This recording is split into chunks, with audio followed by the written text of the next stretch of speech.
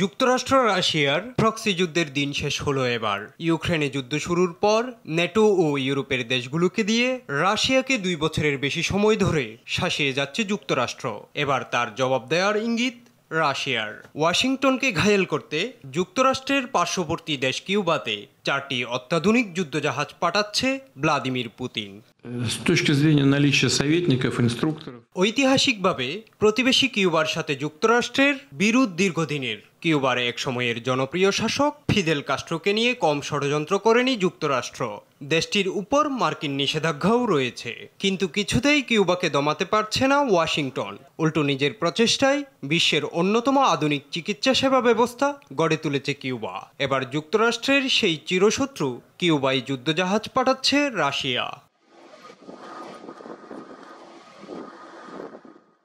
রুশ president Vladimir পুতিনের এমন পদক্ষেপে চিন্তায় পড়ে গেছে মার্কিন মুলুক। মুখে কিছু হবে না বললেও আতঙ্কে সময় পার করছেন মার্কিন কর্মকর্তারা।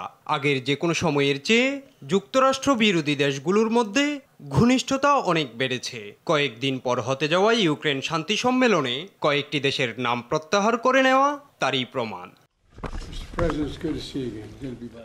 কিউবা বৃহস্পতিবার জানায়, আগামী সপ্তাহে দেশটির রাজধানী হাভানায় এসে পৌঁছাবে রাশিয়ার যুদ্ধজাহাজ।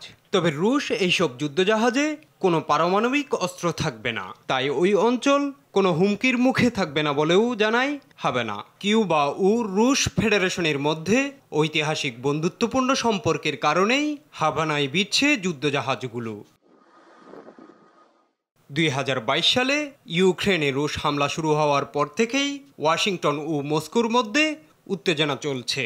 তবে কিউবায় রাশিয়ার যুদ্ধজাহাজ পাঠানো এই উত্তেজনায় যোগ করবে নতুন পারদ।